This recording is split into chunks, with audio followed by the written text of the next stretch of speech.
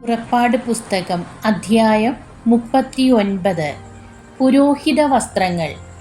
മോശയ്ക്ക് കർത്താവ് നൽകിയ കൽപ്പനയനുസരിച്ച് അവർ വിശുദ്ധ കൂടാരത്തിലെ ശുശ്രൂഷകൾക്ക് വേണ്ടി നീലം, ധൂമ്രം, കടും ചുമപ്പ് എന്നീ വർണ്ണങ്ങളിലുള്ള നൂലുകൾ ഉപയോഗിച്ച് നേർമയുള്ള വസ്ത്രങ്ങൾ നിർമ്മിച്ചു.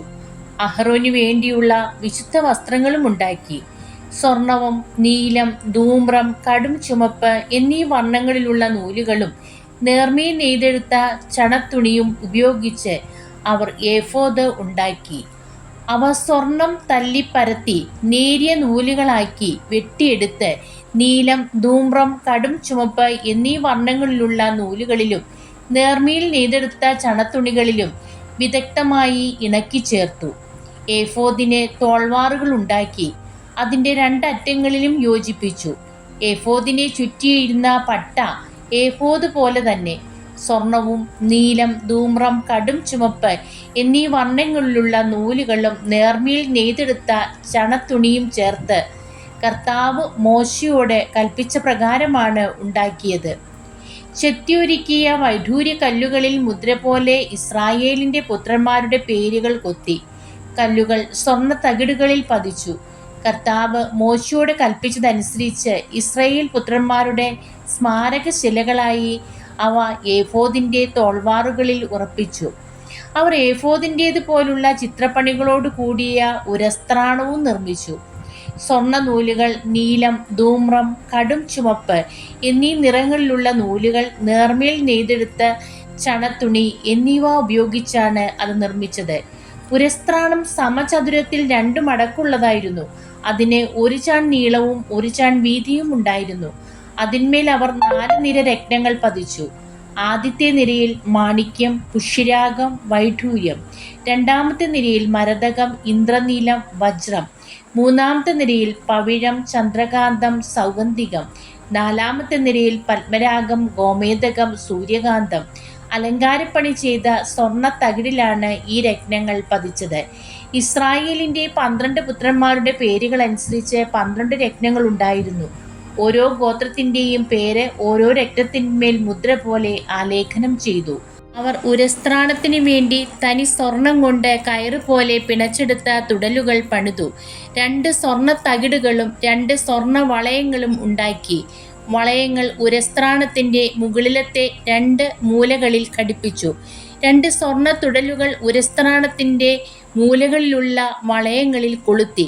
സ്വർണ്ണ തുടലുകളുടെ മറ്റേ അറ്റങ്ങൾ സ്വർണ്ണ തകിടുകളിൽ ഘടിപ്പിച്ചു. ഏഫോദിൻ്റെ മുൻഭാഗത്ത് അതിൻ്റെ തോൾവാറുകളിൽ ബന്ധിച്ചു. 2 സ്വർണ്ണ വളയങ്ങൾ ഉണ്ടാക്കി അവ ഉരസ്ത്രാണത്തിൻ്റെ താഴത്തെ കോണുകളിൽ അവയുടെ ഉൾഭാഗത്ത് ഏഫോദിനോട് ചേർത്ത് ബന്ധിച്ചു. 2 സ്വർണ്ണ വളയങ്ങൾ കൂടി നിർമ്മിച്ച് അവ ഏഫോദിൻ്റെ തോൾവാറുകളുടെ താഴത്തെ അറ്റങ്ങൾക്ക് മുൻഭാഗത്ത് അവയുടെ തുന്നലിനോടടുത്ത് ഏഫോദിൻ്റെ അലങ്കൃതമായ അരപ്പട്ടയ്ക്ക് മുകളിലായി ബന്ധിച്ചു. കർത്താവ് മോശയോട് കൽപ്പിച്ചതുപോലെ ഉരസ്ത്രാണം ഏഫോദിൻ്റെ അലങ്കൃതമായ അരപ്പട്ടയ്ക്ക് മുകളിൽ നിന്ന് ഇളകി പോകാതിരിക്കാൻ അവയുടെ വളയങ്ങൾ ഒരു നീല ചരടുകൊണ്ട് ബന്ധിച്ചു. ഏഫോദിൻ്റെ നിലയങ്കി നീല നിറത്തിൽ നെയ്തെടുത്തു. തല കടത്താൻ അതിൻ്റെ നടുവിലൊരു ദ്വാരമുണ്ടായിരുന്നു. ധരിക്കുമ്പോൾ കീറിപ്പോകാതിരിക്കാൻ ഉടുപ്പുകൾക്ക് ചെയ്യാറുള്ളതുപോലെ ദ്വാരത്തിന് ചുറ്റും ഒരു നാട തുന്നിച്ചേർത്തു. നിലയങ്കിയുടെ വിളിമ്പിന് ചുറ്റും നീലം, ധൂമ്രം, കടും ചുമപ്പ് എന്നീ വർണ്ണങ്ങളുള്ള പിരിച്ച ചണനൂലുകൊണ്ട് മാതള നാരങ്ങകൾ തുന്നിച്ചേർത്തു. അവർ തനി സ്വർണം കൊണ്ട് മണികളുണ്ടാക്കി. നിലയങ്കിയുടെ വിളിമ്പിന് ചുറ്റും മാതള നാരങ്ങകളുടെ ഇടയിൽ ബന്ധിച്ചു. കർത്താവ് മോശയോട് കൽപ്പിച്ചതുപോലെ ശുശ്രൂഷയ്ക്കുള്ള നിലയങ്കിയുടെ വിളിമ്പിന് ചുറ്റും ഒന്നിടവിട്ട് മണികളും മാതള നാരങ്ങകളും ഉണ്ടായിരുന്നു. അവർ അഹറോനും അവൻ്റെ പുത്രന്മാർക്കും വേണ്ടി നേർത്ത ചണം കൊണ്ട് അങ്കികൾ നെയ്തു. നേരിയ ചണം കൊണ്ട് തലപ്പാവും തൊപ്പികളും നേരിയ ചണച്ചരടുകൊണ്ട് കാൽച്ചട്ടയും ഉണ്ടാക്കി. കർത്താവ് മോശയോട് കൽപ്പിച്ചതുപോലെ അവർ നേർത്ത ചണത്തുണിയും നീലം, ധൂമ്രം, കടും ചുമപ്പ് എന്നീ വർണ്ണങ്ങളുള്ള നൂലുകളും ഉപയോഗിച്ച് ചിത്രത്തയ്യലിൽ അരപ്പട്ടയുണ്ടാക്കി. വിശുദ്ധ കിരീടത്തിൻ്റെ തകിട് അവർ തനി സ്വർണം കൊണ്ട് നിർമ്മിച്ച് അതിന്മേൽ ഒരു മുദ്ര എന്ന പോലെ കർത്താവിന് സമർപ്പിതൻ എന്ന് കൊത്തിവെച്ചു. കർത്താവ് മോശയോട് കൽപ്പിച്ചതുപോലെ തലപ്പാവിൻ്റെ മുൻവശത്ത് ബന്ധിക്കാൻ തകിടിന്മേൽ ഒരു നീല ചരട് പിടിപ്പിച്ചു. ഇങ്ങനെ സമാഗമ കൂടാരത്തിന്റെ പണികളെല്ലാം അവസാനിച്ചു. കർത്താവ് മോശയോട് കൽപ്പിച്ചതനുസരിച്ച് ഇസ്രായേൽ ജനം എല്ലാ കാര്യങ്ങളും ചെയ്തു. അവർ കൂടാരം അതിൻ്റെ എല്ലാ ഉപകരണങ്ങളോടും കൂടി മോശയുടെ അടുക്കൽ കൊണ്ടുവന്നു.